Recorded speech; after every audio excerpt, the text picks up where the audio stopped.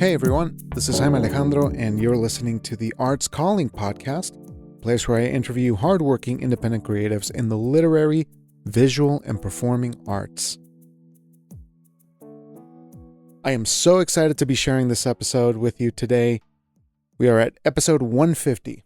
We made it. I don't know what kind of milestone this is, but I'm having the time of my life, and I just hope that we keep the party going, that we keep these conversations coming along, because it has been such a pleasure to do this. I'm feeling like we're only getting started, and if anything, I just want to take this opportunity again to say thank you for listening, no matter where you are, no matter what you're doing. It really means the world that you're joining me in these conversations and taking part in this exchange of creativity and discussion. So with that, let me introduce you to a very special guest. Today, for this special occasion, I am delighted and overjoyed, over the moon, to be Arts Calling Andrew Shanks. So let me tell you about our guest. Andrew is a part-time dinosaur, part-time theater punk living and working in Seattle, Washington. He is the creator and producer of The Ugly Radio, a late-night lo-fi sci-fi theater anthology podcast, which has featured over 100 artists and performers over the past 4 seasons.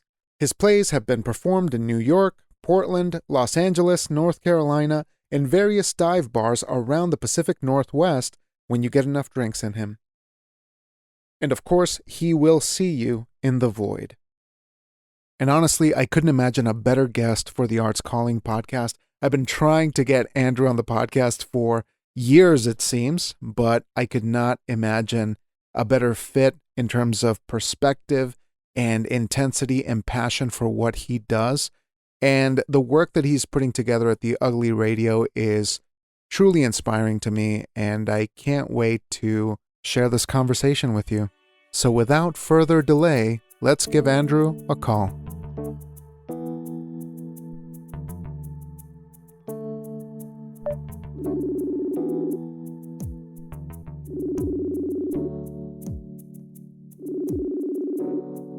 Hello, anybody there?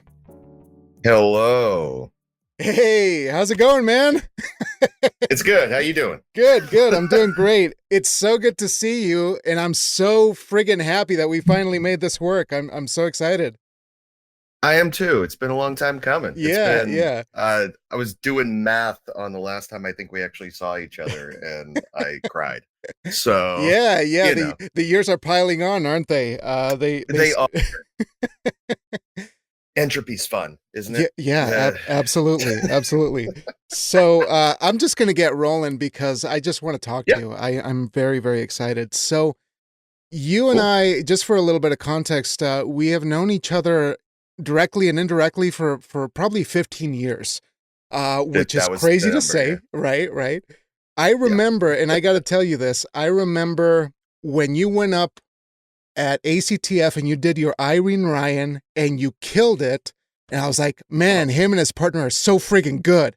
And then we had to go right after, and we shot the shit and we hung out after that, but I just remember really being taken with that performance.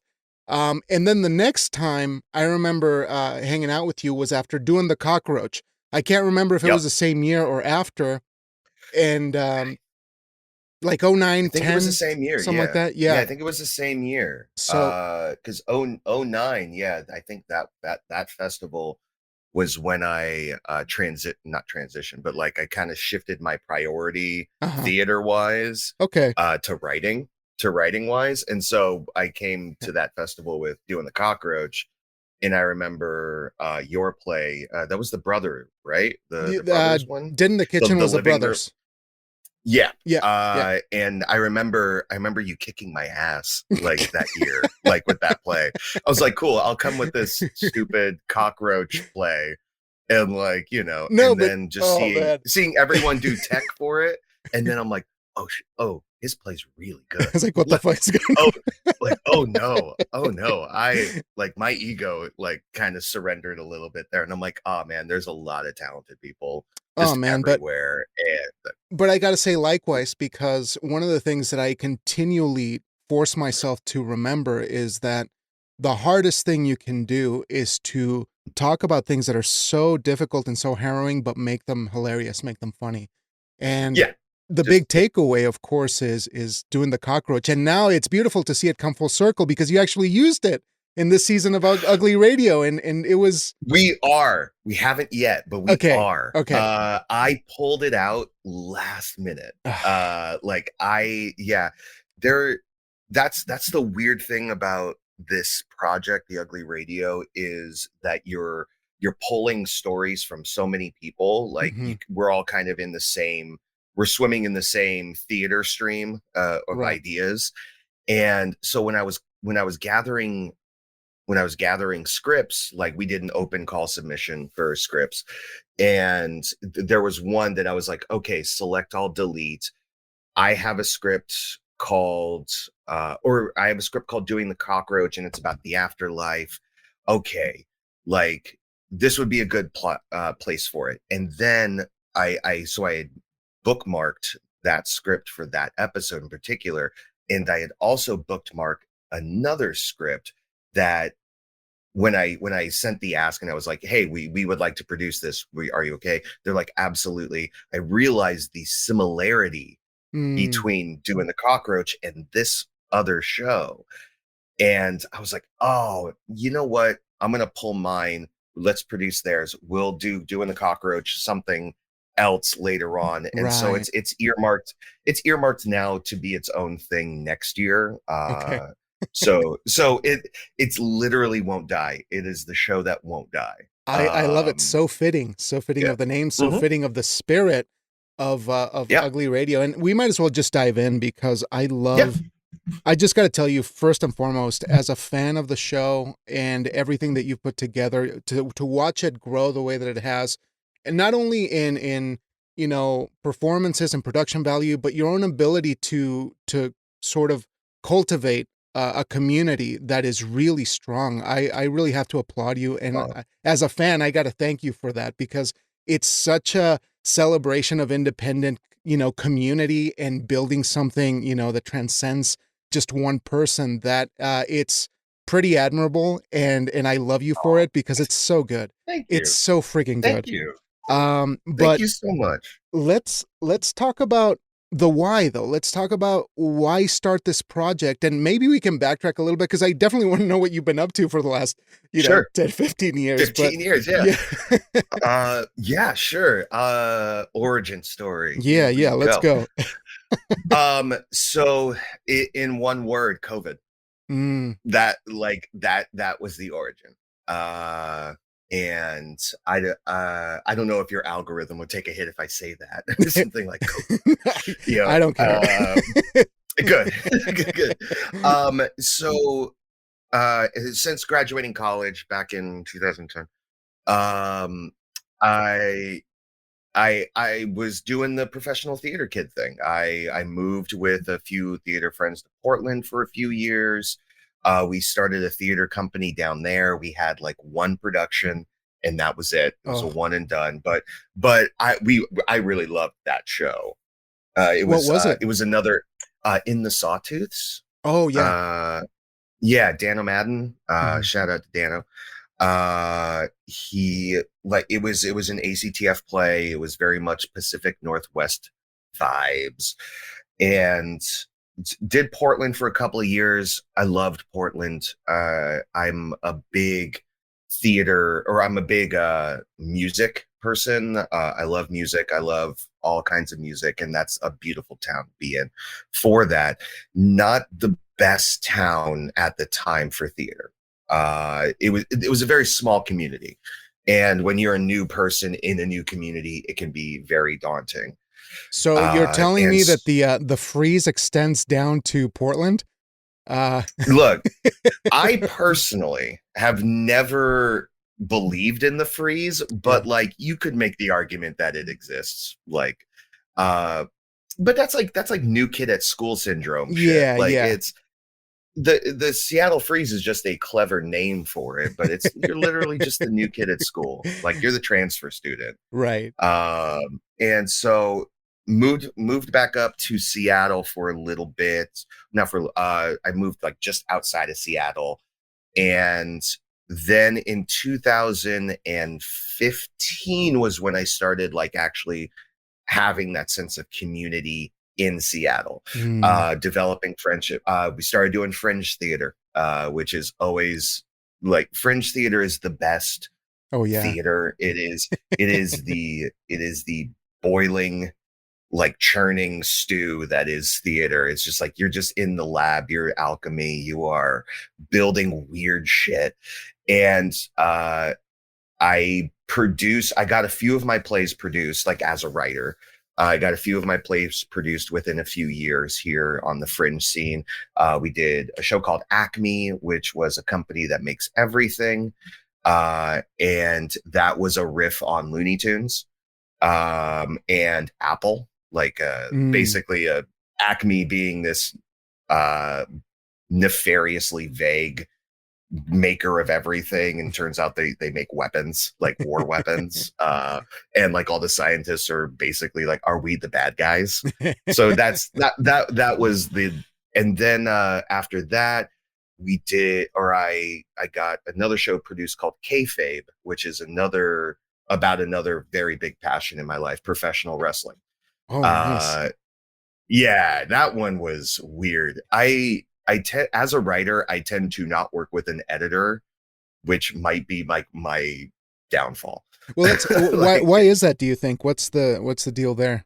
I I believe like I don't like being told to cut things. I don't like killing your darlings and stuff like that. Like it's like no, like I approached writing for a few years of being like, I'm never going to get another opportunity to write this or about this again. Mm-hmm. This will live within the 2 or 3 weeks of performances and it will never be done again. So I might as well just vomit everything I Yeah. can onto the page about it. Um, and that is, it's a very temporary kind of mindset to it.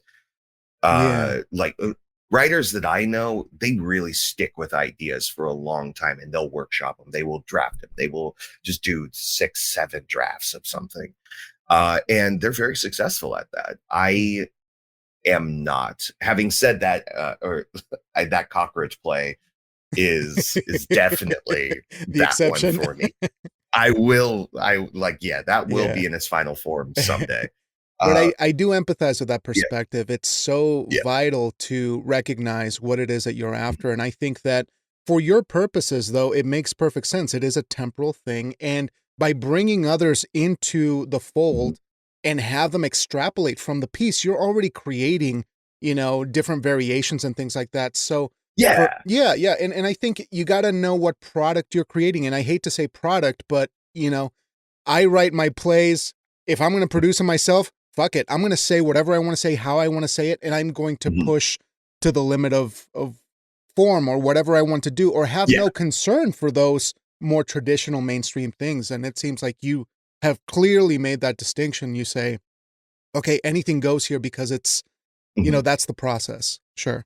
Yeah, and it can be a little unwieldy. It can be a little uh chaos, and I love chaos. Like the best kind of theater, like fringe wise, is just literally anything can happen at this point. Cool, there's like dancing skeletons on stage holding a chainsaw and Yes. talking about my mommy and daddy issues. Fine. That's we're in a safe space. It is fair game to just throw weird at the wall to Yeah. entertain people. So I was doing that, and then I started I started getting a little disillusioned around 2018, 2019. I was helping out with a fringe theater here in Seattle, and unfortunately it was a long-standing theater. Unfortunately, it just didn't work out. Like with the theater, it ended badly, unfortunately. No drama or anything like that. It's just, unfortunately, fringe theaters just, it is not the most sustainable thing, like business model. There are some theaters here who are the like amazing for doing what they do. Shout out to Annex Theater here in Oh Seattle. yeah. They're 30, Acme, the play I got to produce with them for their 30th season. It was a tremendous honor to do so. But you know, fringe theater is not an economically viable business model, because it's you're competing with so many elements. You're competing with people's attention and people's and when that attention span lessens, or it becomes like streaming, uh Netflix, the streaming boom was really taking off around that, and so audiences started shrinking.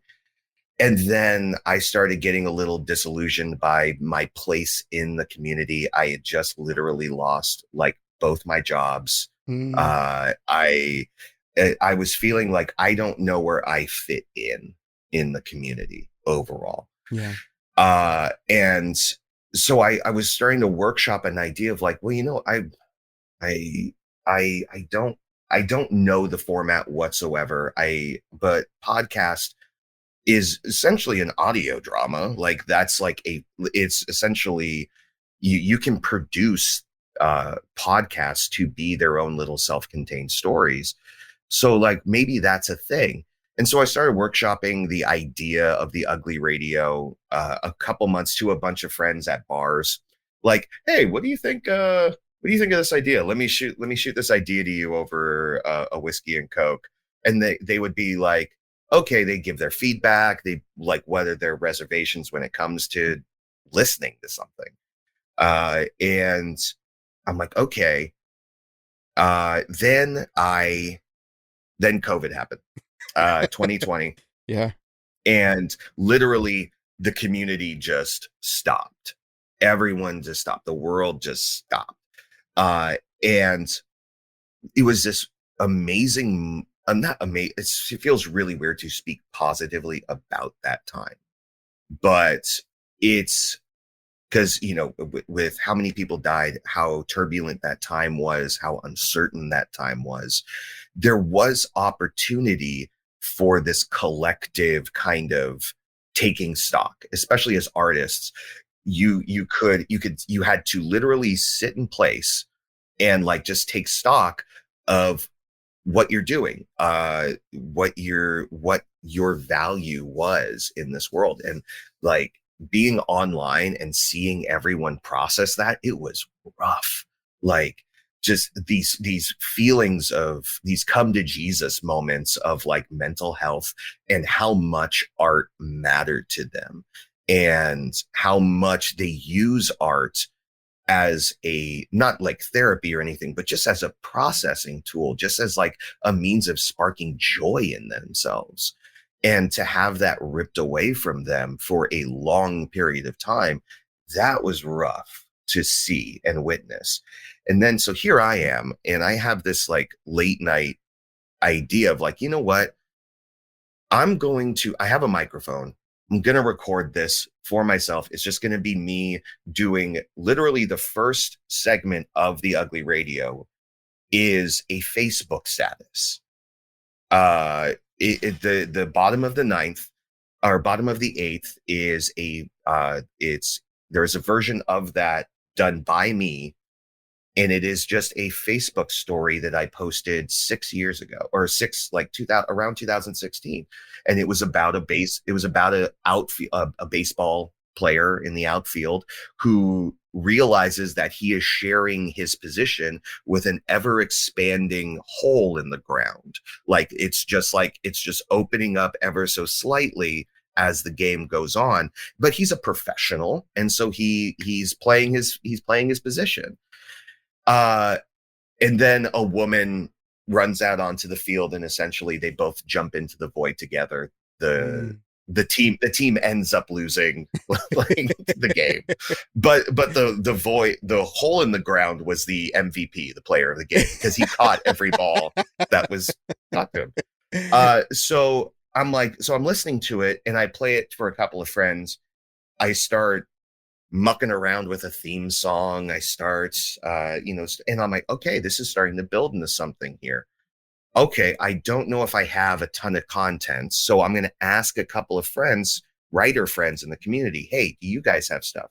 Then I'm going to start asking some actor friends, hey, can you do this? And so we started building people. We started building community in these ensemble members, and then uh, all of a sudden I realized that this is where I want to be in the community. This is where I want to create a platform for my friends to play in virtually, because that's all it was. It was all streaming. And it took a little bit. Like those first 6 episodes were fun to do. They're some of my favorite segments. They're also a little rough quality wise, like audio quality, because like I said, I didn't know this format. I taught myself everything about doing that stuff. I had some skills with audio production from being in various bands like throughout the years that never panned out, but I know my way around an audio track, I think. Just muscle through it, yeah. Yeah, and if not, you know what? Google and YouTube are terrific That's right. resources.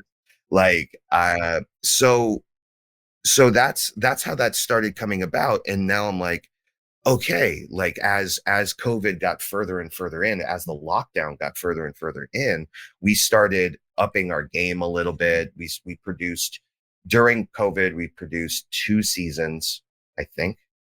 I think that's how that works. And now we are in our 4th season. Now we're running into things because with the Ugly Radio, the whole thing being everyone has their own setup. Not everyone has a microphone and a pop filter. Sometimes they only have their phone, or they have like the laptop microphone. So my challenge is I'm asking people to do lines.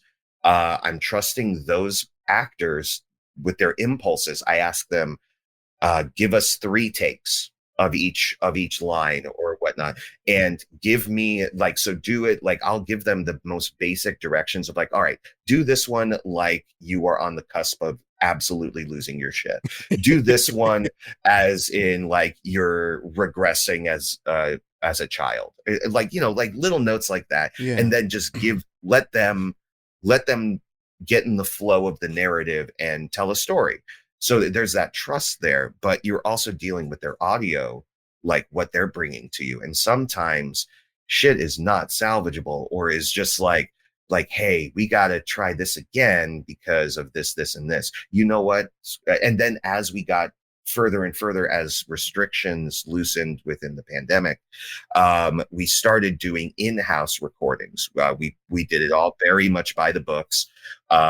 People who didn't have good microphones or anything like that, they came over to my place. We were masked up. They were recording. We were cleaning down stuff. It was an interesting process to kind of shepherd these episodes out into the world and cultivate this community of weirdos who just wanted to speak funny words into a microphone. So now we are 4 seasons in. We are, as we're talking, we're wrapping up the 4th season. There's 2 episodes left. Your episode just came out like last week. Oh, man. Yeah, like that one was a lot of fun. I didn't know. I didn't like you. First of all, thank you for putting in sound design elements. I do love that when writers do that. It's so just fun. SFX. Yeah. Sound effect. This, and it's like, thank you. I don't have to kind of scan and try to find. Yeah. Automate my process as much as possible. Yeah. I love you for that. Oh man. But finding the little. Because I come from an improv background too. I'm always trying to find the game in a segment, or finding like, okay, what's the thing that's going to make this different from all the other ones that we did? Mm-hmm. What's going to make this different? What's the fun in this? Because we're talking about horror and sci-fi. Those are the 2 genres that we fashion ourselves after. And your story is like about the healthcare system and like of these automated not automated, but like synthetic uh hospice Yeah, uh healthcare aides. workers. Exactly Yeah, it. Yeah. healthcare aides. And so I'm like, this is a really like, it's interesting. I don't know where. And then we got to the word degloved. Yeah. And I'm like, wait, I know that. What's degloved? Let's type in degloved into Google. And I'm like, oh No. no. Oh, well, okay. This, how do we how do we portray the sensation? Mhm. How do we, like, because it's not a visual medium for a very visual act. Mhm. And for anyone who doesn't know what degloved is, I'll look it up. Don't look it up. It's It's Don't best. look it up. If you want to know, watch Terminator 2 Judgment Day. When they go and see Miles the doctor, and the Terminator has to convince him that he is in fact a robot. He does a thing, and it's He called does a degloving. thing. uh and I'm like, oh, that's the game. Mhm. This is all right. So now I want to find that sound effect. I want to find Yeah. Yeah. that thing that does it. And yeah, the sound effect used for it, I love it. It gives Oh me my like, God. Yeah. I it gotta gives tell you, me it, I I'm it, just gonna interject here for a minute because I was so giddy. Of course, I always get giddy with your productions because oh, they're so spot on now. Where thank you. the level of sound effect, which could be kind of faulty, at times it could be sort of subpar. It's right now running on all cylinders. And when I listened, especially being the first segment really got me feeling like, wow, I'm experiencing my own perspective, my own story for the first time through somebody else's lens. And especially Mhm. that being you and your team's lens was so rewarding. And the casting for Aiden was absolutely brilliant. So good. Oh, Everyone, well, shout I out mean, to yeah. Shout out to Alexandria Stevens, Alex Stevens. yeah, They are amazing. They're one of my favorite ensemble members. All of them are. I'm not playing favorites here. don't play Uh, favorite. Not playing favorites. Alex kills it. They like all of them. I am shocked at the amount of talent Yeah, that that they have and that they give freely. Like, that's right, right. no one's making money from this. Like, it's we did one live show last year, which we can talk about Yeah, yeah, later. But we all of this is done by the grace of others and the talent and their time. Uh, no one is in this to make money. I would like to. It'd sure. be nice, but right now it just really isn't. Actually got it's I don't it's not a hobby to me though. It's the thing. It's like, this is my Right, craft. This is right. like what I'm working on, kind of thing. And so someone told me, like, your hobbies or whatnot, like not referring to the ugly radio, but like more just like it was a general conversation about how people have hobbies and what. And I kind of like, she talking shit about my podcast, like Yeah, what? yeah, Like, I actually got like hunched up by that right. because I work too much at this and get paid too little to have it kind of just thrown in, lumped in with a hobby. Yeah, yeah, yeah. It's like, that's my own self-seriousness about the thing. No, but that's a really good But point, and yeah. I just got to let you know that is probably the dividing factor between people who are challenging themselves to continually grow and push themselves to the limit Mhm. on what they believe in their soul to be their calling, and somebody who's just doing it for fun. And I think Yeah. because you're a trained artist, like you spent so much time trying to put this together that to let go of that commitment, whether you get paid or not, is a disservice to your Mhm. community because you Yeah. you got to be an anchor. You got to push to hold the standard to a certain degree, you know? And that's not a Yeah. bad When thing, I don't think. Yeah. people say hobby, or they reference like that kind, it is a backhand a little bit, but it also is like establishing a ceiling. Mhm. Like a ceiling that's like, cool. It's a hobby. Like, he'll hit the top of the, or he'll hit the ceiling at one point, and then like Right. that'll be it. And the ugly radio doesn't feel like it has a ceiling. Right now we're very much feels like we're creatively just starting. We got a lot of stuff coming forward or coming up that's going to be really cool. We're continuing to expand, and if money comes from that, great. But if not, whatever. At least I'm providing this platform for community to thrive in, like my community of people, of fucking weirdos. I don't know. Can we curse on here? Do I what should you want. establish Do what that. you want. I don't care. Okay. All Yeah, right. express yourself. I don't want to. I don't want to There's no muck up ceiling. There's no the profanity ceiling here. Don't worry about it. We're fucking okay. hell. Good. But yeah. yeah, you're spot on there, because I couldn't agree more. There is a very capitalist tendency to give something a limitation, to say, well, this is not a profitable endeavor in the Right. realm that we exist in. And yeah, we got to be realistic about that, but is that the only metric here that Yeah. matters?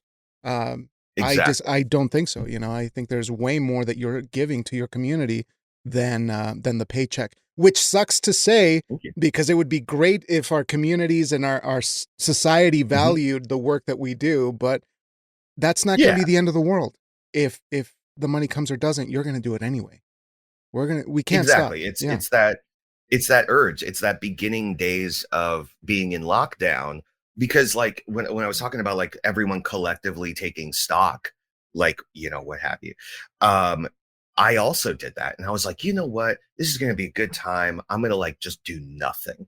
I'm gonna catch up on, like, I'm just gonna do nothing. I just had this really messed up year. I lost my like my real job, my real job, my theater job. I lost, like, all in quick succession. I got in a bike accident, Oh like God. road rash.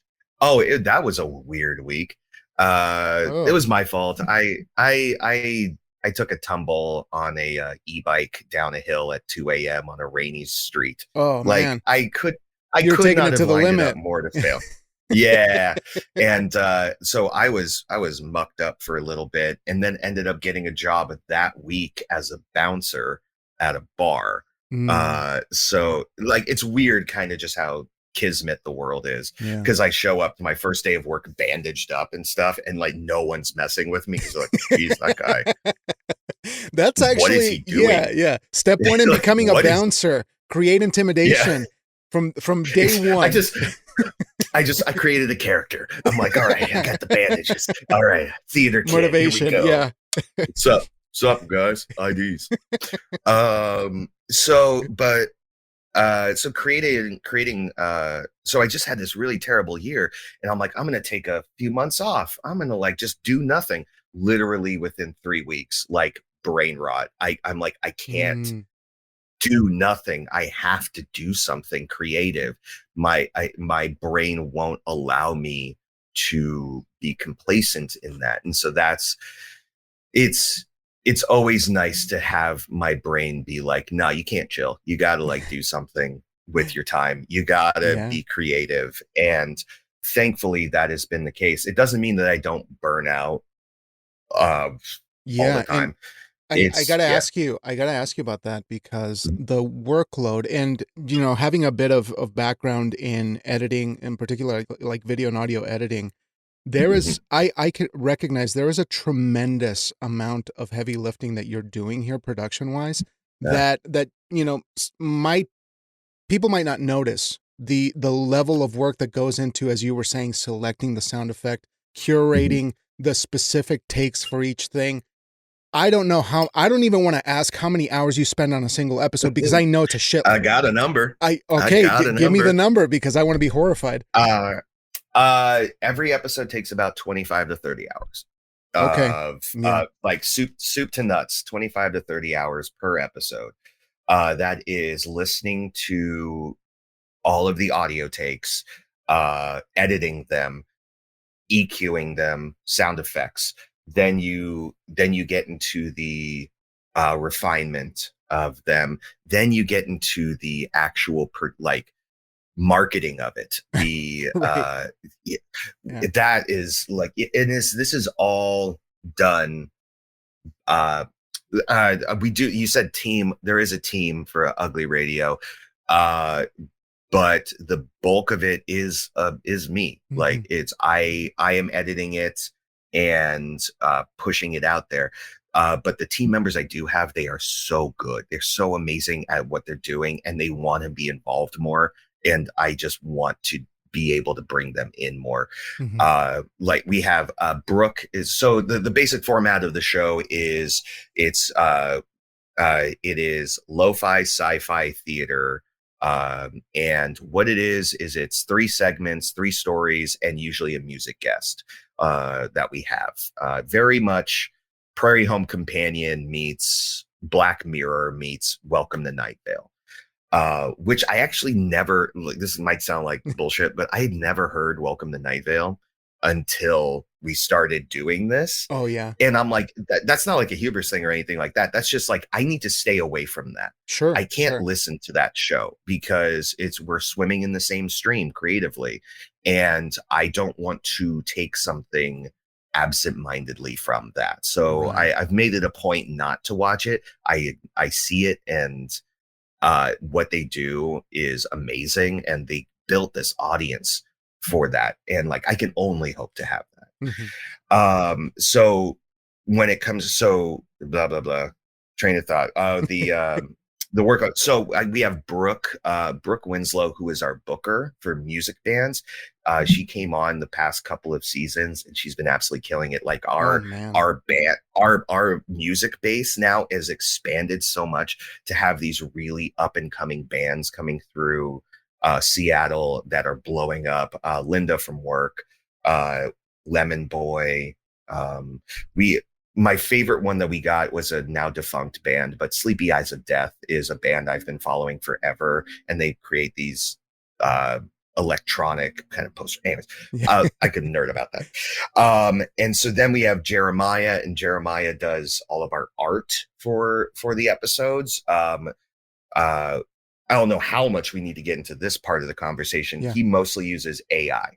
Mm. And I know that is a touchy Yeah. kind of subject, but for someone who doesn't get paid, and for a team that doesn't make money on this, I'm willing to, at least for this season, next season, we're moving away from AI in general, Mm-hmm. to create artwork. And we're actually going to be commissioning Jeremiah as well as other artists to create artwork for the episodes wholesale. So I see. it's been something that has been helping us as a tool, but it's by no means going to be the norm going forward. But yeah. Oh, let me have you finish that thought, and then I'll ask you a question.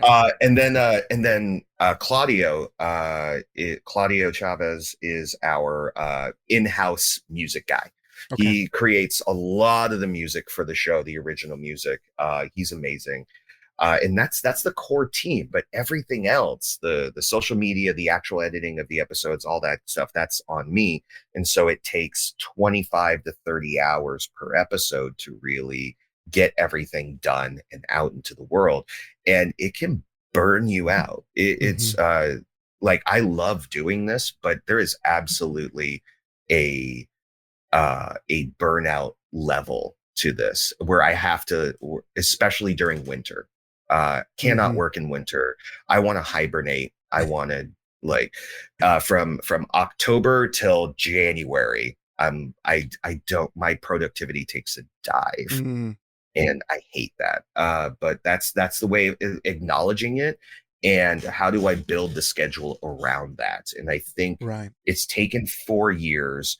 Next season's going to look a little different production wise and like rollout wise, but I think we're going to get in a good place to help that, where burnout can be lessened. But yeah, it's hard when you're doing the nuts and bolts of everything to not get a little burned out. But you got to take a step back. And but it's fascinating to, I mean, there's so many things I want to ask you, and I know I'm kind of limited on time here today, but two things. First and foremost, having a system it's ridiculous how long it takes to figure out what you're doing and how you're doing it. That we're talking about season 4, and I got to share from experience too. I've been in the same boat where I'm doing a whole bunch of things. I'm doing my lit journal and the podcast and things like that. I've been doing this for years now, and I'm barely feeling like, oh, I understand myself, what my limits are. And, I can't do this shit all the time. And I am implementing some like hiatus times throughout the year now because it's just not reasonable. Like it's far from reasonable. But on the topic of AI, and I know we could talk about this for ages and ages and ages because it's such a divisive and really touchy subject right now. I'm glad that you're addressing that, but it's something that I feel I've been complicit in for a while because when everyone was first starting out, I implemented some AI stuff in the coalition, the stuff that I was doing over there. And I'm glad that you are conscious enough to make the adjustment. And I don't feel that it's necessary to chastise anyone who used it at one point, but to understand that things can change and that you need to do the right thing for your team. I mean, it's only reasonable because like we got to be okay with people learning about this stuff and moving on from it. So that's really kind of what I wanted to say and to applaud you for that because, we all, kind of go with the flow sometimes. There's definitely, there is overall concern for like how exponential AI is getting.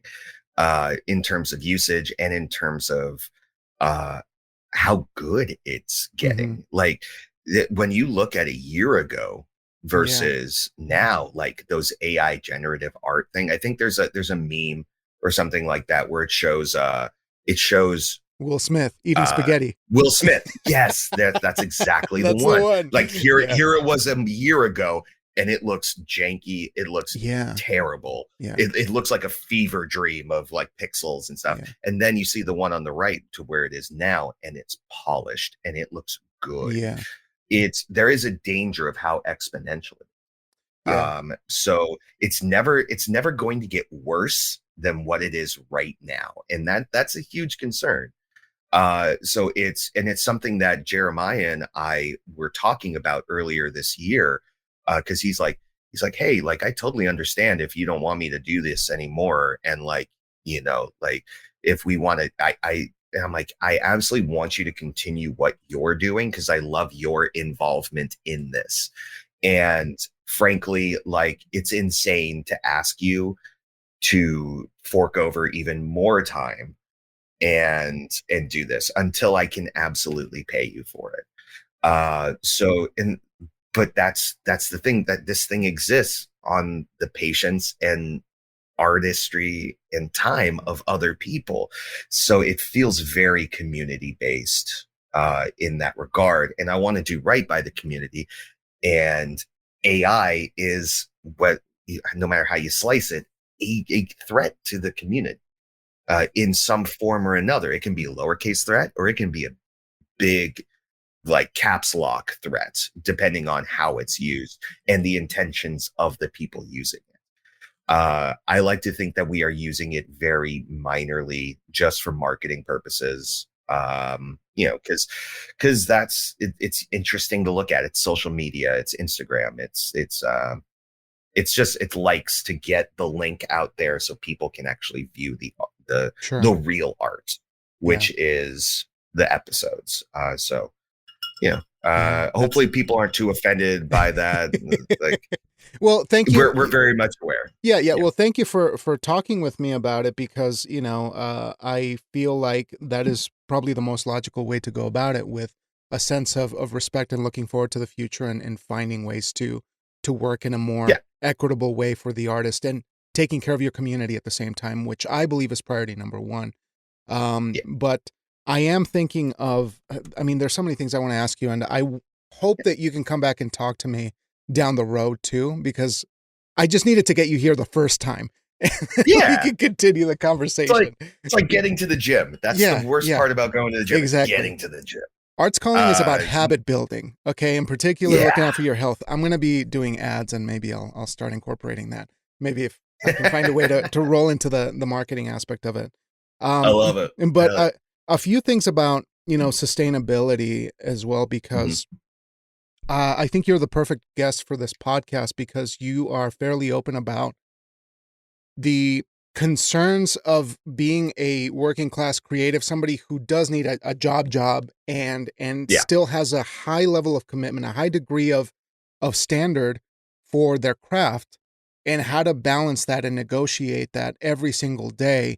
So what does work look like for you on a day-to-day basis, and how do you manage the bandwidth for the kind of work that you're doing, which is exceptional and a lot, just Hmm. simply a lot? Yeah.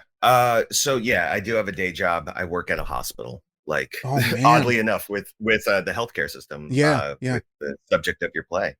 I work at a hospital, and that's my 9 to 5.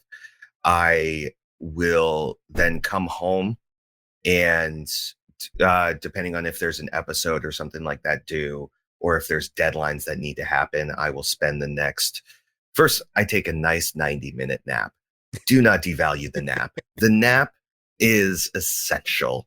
I love the nap. Then my partner and I will go to the gym together usually, and then we'll kind of like do our own thing until it's around dinner time. Where and in that time I'm spending it on my computer editing, or I'm contacting people, or I am uh just trying to get as much work done. But I work as a night person. Mhm. Like, I don't know how you are when it comes to creativity, but this is very much a creative process. Yeah. And my brain, that flip does not get switched until about 11 p.m. Yep, Like, yep. which is really bad for someone who has to wake up at 6:30, 7 o'clock in the morning Yep, and yep. go do the job. So it's a vicious little weird cycle that my brain does, that my creativity, because you can't really, I don't know how you can change that. Like, I don't know how I can change, oh, I'm going to be more creative now in the afternoon. Like, it's your brain just, no, your brain gets inspired, and you can't really change that necessarily at like what time that happens. Like, night owls exist for a reason. And so a majority of the work in the podcast gets done between about 10 p.m. till about 2:30 in the morning. Oh, And man, yeah. that's where all right, I got a whiskey. I am looking stuff up. I'm in the flow state of getting the episode out. And some nights it can be like a flow state where it's like, oh, we're banging this out, we're doing it. And other nights can be a drag where I am literally stuck on like this 1 30-second audio clip and the sound effect. And it's like it can take 2 hours to really break through that. So the sustainability is like, I am just trying to make it work as much as possible. Some weeks are better than others. You have to ultimately prioritize yourself and take those breaks when you can, take those naps when you can. Like, always be a nap person.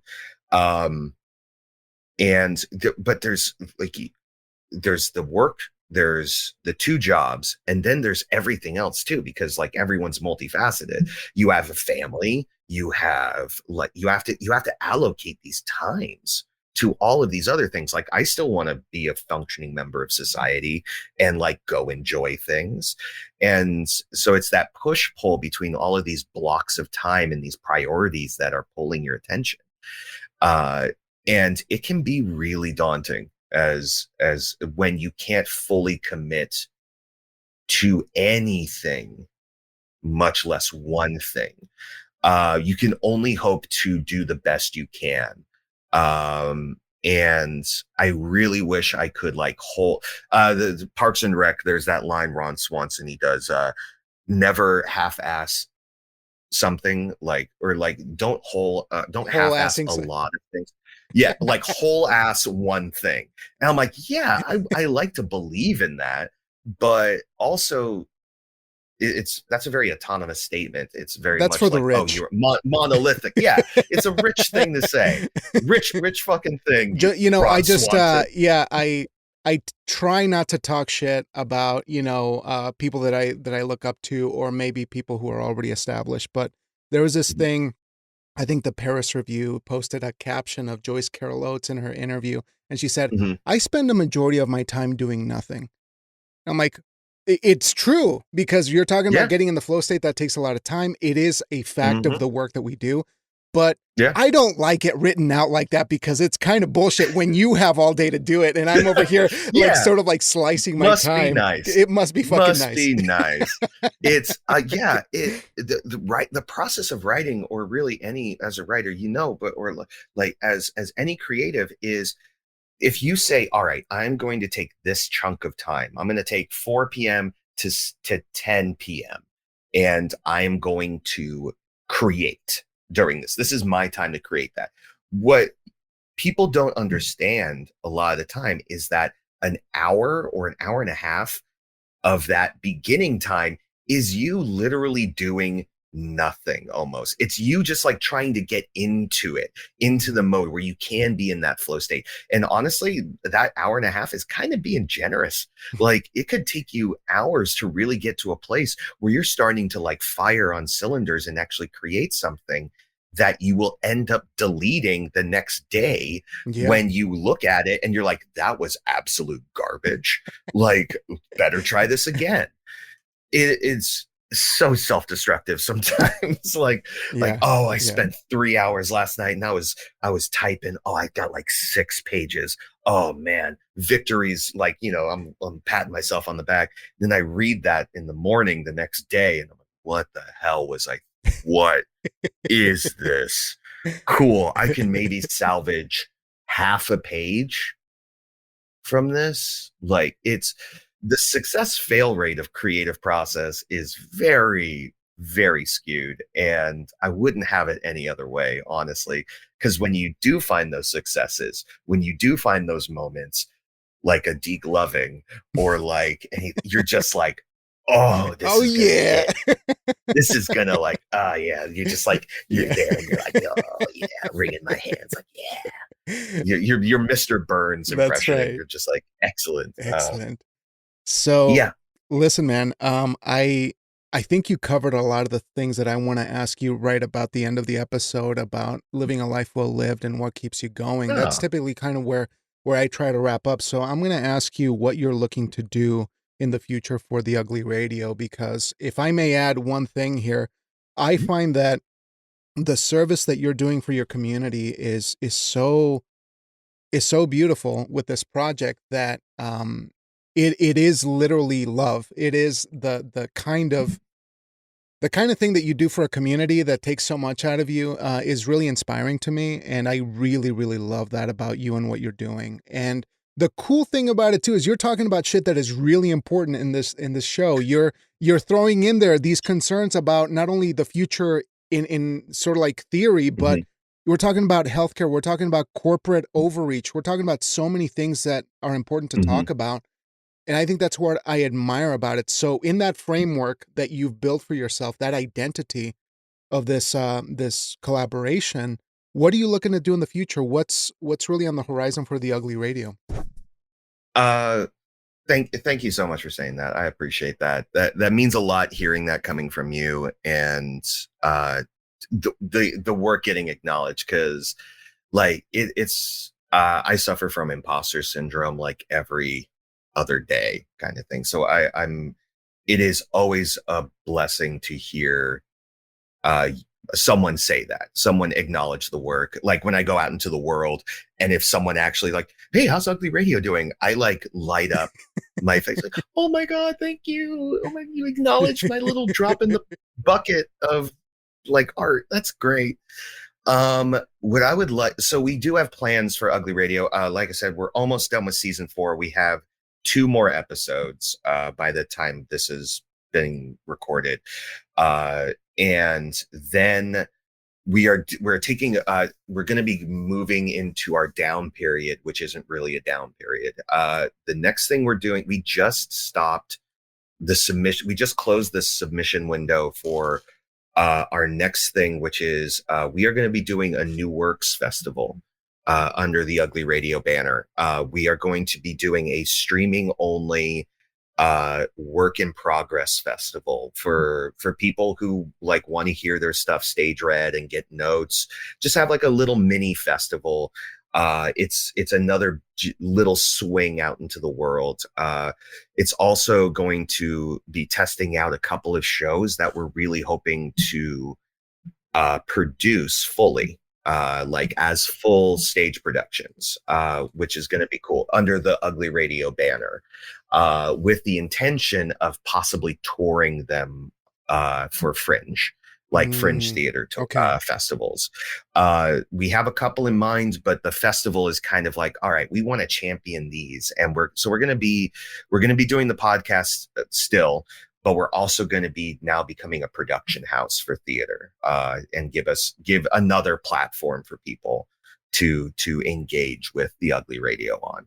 Because we had a great time doing the live show back in September. We just did a version of the show on stage. We recorded it, and we released it in the season, kind of thing. So we want to do fully formed ones. I'm going to keep tight-lipped on what they actually are. But so we're doing that, and then October, or we're going to be doing a couple of specials, like we have a couple of really cool things coming up that I also can't talk about it because I don't want to jinx it. But they are specials. Halloween's coming around the corner. That's going to be one of our Halloween specials. We also did last year, we did the 30-day movie challenge. That was a great engagement. We're going to be doing that again. And then season 5 will start in earnest after that, and it'll premiere next year. But it will look a little different than we are going to be focusing more on long form storytelling, multi-episode storytelling. We're really going to get into the serialized nature almost of the Ugly Radio, kind of like how do we serialize an anthology show?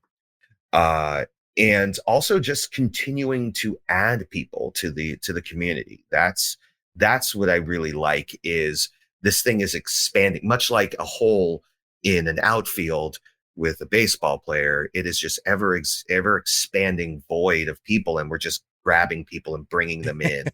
And it's like, please play with us, please have a good time. And that's ultimately the goal, is continuing to expand community through there, and hopefully through that find success that way, whether that's monetary or just like everyone being able to be a part of it. Like, those are the successes. So that's what I want to see. We're going to continue to grow. Yeah, that's perfect. That's where I see it going.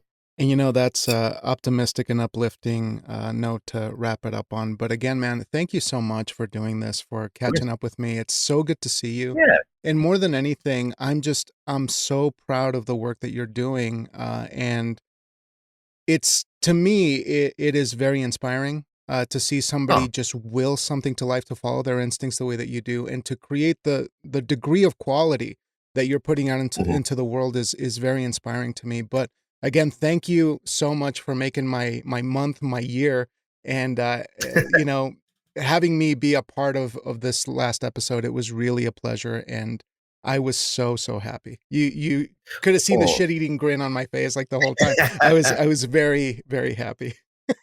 Honestly, that's the best reactions I get from episodes are from the writers. Yeah. Like the opportunity to hear their stuff and the feedback I get from them, it is invaluable. So thank you for being a part of it. We'll have you back on again. I anytime, am so man. certain of it. Anytime. All right. Awesome. All right. And I love talking with you and seeing what you're doing from afar too. I'm proud of you as well. I've been listening to the podcast. You got some great conversations on here. So keep going, my friend. Keep doing it. Let's keep rocking and rolling, man. Well, let's stay in touch and let's hang out down the road. Okay. Let me know when you're bored in your break time, and we'll just come and talk about all kinds of stuff. But it's good to see you, man, and just keep doing your thing. All right, I appreciate you. Take care of yourself and be well, my friend. All right, man. You too. Talk to you soon. All right. Bye. Bye.